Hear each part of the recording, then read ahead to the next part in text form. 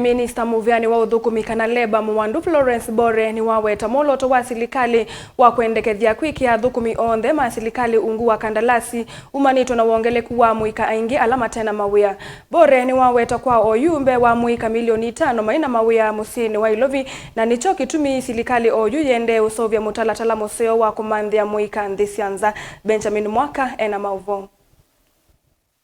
Mwandu Bore na ule vikite mbee wanza mavumwe ya mbunge ya leba na maundu ma Uthukumi nthi syanza ni diaspora kuelezea yulo mtala ya Silikali ya kwa ili Uthukumi nthi syanza niwaweta unenanya kukonya Athukumi ma Silikali kuandikwa uungu wa Kandalasi ooyu ni mwitikilie kumanwa na mute ya wonyibu wa mawia vamusi. You now hear that employment will be on contract basis.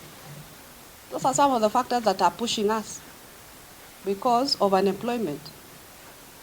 We are even talking about reducing the retirement age of those who are in employment from 60 to 55. Why? Because we have pressure from the unemployed youth. CS Bore niwaweta kwa juve na nthi Milioni 5 na muno muika utena ivalua na mali sote thekea vamusi na nikyo kitumi mbunge elo tweka na mituke mwolooto wa Silikali wa kuseuvya nzianzio ya muika kwekonya ni ivalua nthi syanza. We are talking about 5 million unemployed Kenyans.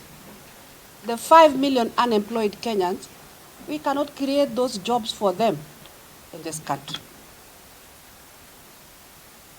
Even the few positions that we get them in this country, there are too few to absorb them.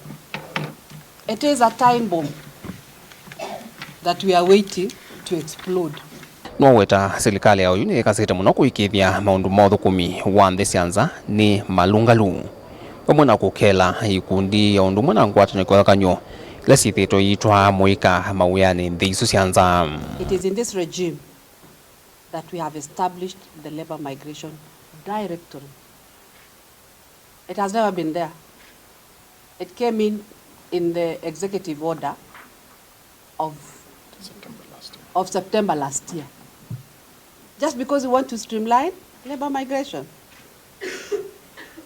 Number two, we are now trying to strengthen the National Employment Authority to have the capacity, because now the recruitment agencies are also becoming many. They need to be inspected.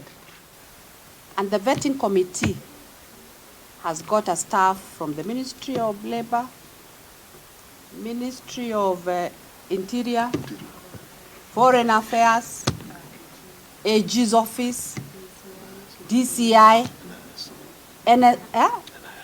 NIS. So it is a big committee that will take care of how an agency is established. Na kwa ivinda ya miaka ile ooyu Silikali ni yawatanithya ulete ngwatanio isi akutoa amuika mawiani nthi syanza ila mbingi zithitu sitwaithya wanganganya kuma ngili umwe vala ooyu vena ngwatanio o mana 5 nziela yeteto theu nthini wa sekta ino. And the agencies are growing day by day. We allow them to register on a daily basis. We've been at 500. When we came to the ministry, they were at 1,000. We were able to do vetting, and we reduced from 1,000 to 500 because majority of them were fake, were rogue, and were fleecing Kenyans.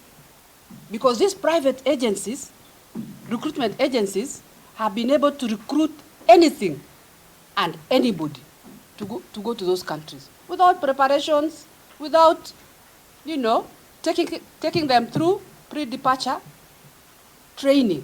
Vilengwa mavo muvamusini wa Ilovi nye nita wa Benjamin Mwaka.